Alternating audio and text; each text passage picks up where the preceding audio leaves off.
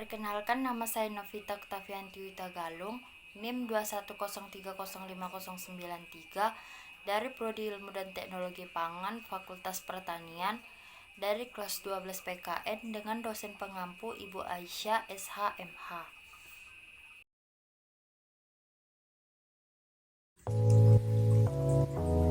Secara harfiah, korupsi atau corruptio yang berasal dalam bahasa Latin yang artinya busuk. Beberapa ahli juga menyampaikan pendapatnya mengenai pengertian korupsi, salah satunya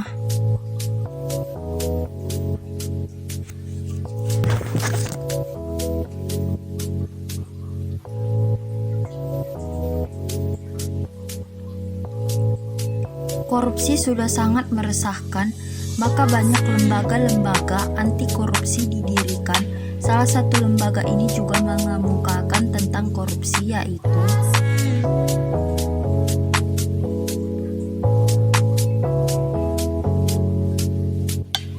secara yuridis, definisi korupsi sudah jelas tertulis dalam Undang-Undang Nomor 31 Tahun 1999 dan Undang-Undang Nomor 20 Tahun 2001.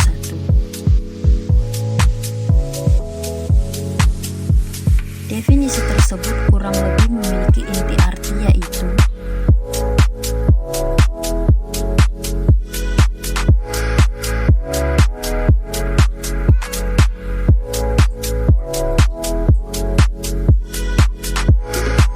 sesuai Undang-Undang Nomor 31 Tahun 1999, tindak pidana korupsi atau tipikor terbagi menjadi 7 bentuk yang pada awalnya dibagi menjadi 30 bentuk.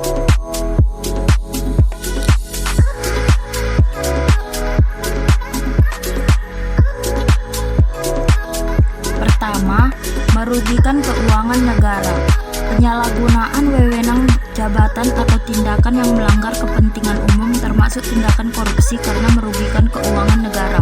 Misalnya, mobil dinas yang disediakan untuk keperluan pekerjaan pejabat negara justru digunakan untuk kepentingan pribadi dan keluarganya. Selanjutnya, suap menyuap.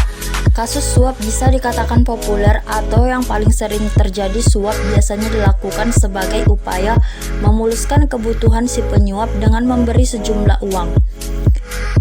Contoh kasus suap yang hampir setiap kali kita temui di jalan adalah para pelanggar lalu lintas yang memberi sejumlah uang kepada polisi agar lolos dari hukuman. Ketiga, penggelapan dalam jabatan. Pelaku tindakan korupsi ini adalah mereka yang memiliki jabatan dan melakukan tindakan penggelapan atau dokumen berharga lain yang menguntungkan dirinya. Contoh kecil yang mungkin pernah terjadi di sekitar kita adalah menggunakan kwitansi kosong agar nominal uang di dalamnya dapat direkayasa oleh si pelaku. Keempat, pemerasan. Pemerasan merupakan perbuatan pihak yang menyalahgunakan kekuasaannya untuk memaksa orang lain melakukan sesuatu yang menguntungkan dirinya. Contohnya, pungutan liar atau pungli yang dikenakan oleh aparat kepada masyarakat sebagai tarif pengurusan dokumen tertentu, padahal seharusnya pengurusan dokumen ini bebas biaya. Kelima, perbuatan curang. Segala bentuk kecurangan termasuk tindak korupsi. Sebagai contoh, pemborong proyek bangunan yang melibatkan kecurangan kontraktor, tukang, ataupun toko bahan bangunan. Keenam, benturan kepentingan dalam pengadaan atau yang dikenal dengan conflict of interest. Maksudnya adalah seorang pejabat yang dihadapkan pada peluang untuk menguntungkan dirinya sendiri, keluarga, ataupun kroni-kroninya. Terakhir adalah gratifikasi. Tindak pidana korupsi ini sangat dekat dengan masyarakat. Bahkan banyak yang tidak sadar bahwa secara tidak langsung mereka melakukan gratifikasi. Gratifikasi merupakan pemberian hadiah dalam bentuk apapun kepada pejabat publik dengan harapan adanya timbal balik dari si penerima.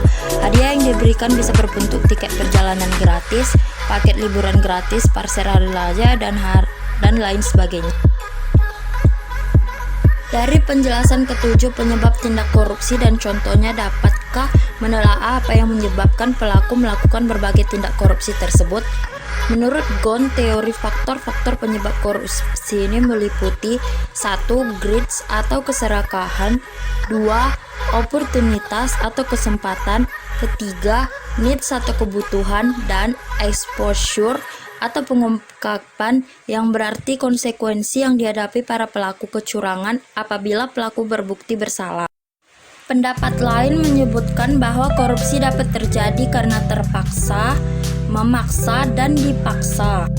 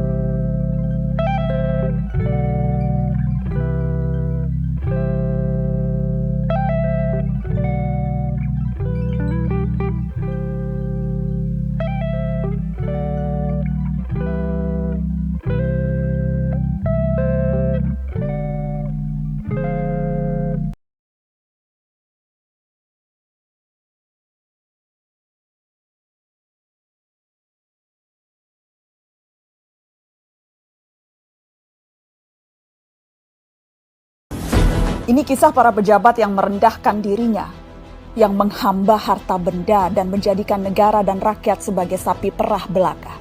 Saat kita semua menahan diri untuk melakukan ini dan itu, yalah beberapa politikus dan pejabat kita malah tetap bernafsu untuk nodong sana-sini, ngutil sana-sini.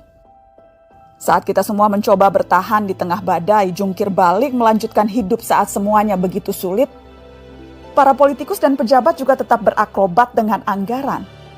Entah berapa ratus ribu orang yang sudah di PHK, yang usahanya bangkrut, yang penghasilannya merosot. Tapi itu tak mengurangi nafsu para pejabat rakus yang tidak punya harga diri. Justru jadi ruang baru untuk bertindak lebih brutal, lebih banal, lebih ugal-ugalan, dan lebih tidak tahu malu.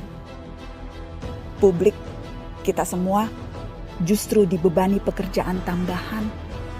Selain harus bertahan hidup, kita justru harus lebih teliti mengawasi kebijakan dan penggunaan anggaran. Tambah capek, tambah pegel, tambah frustasi. Tapi pilihannya tidak banyak.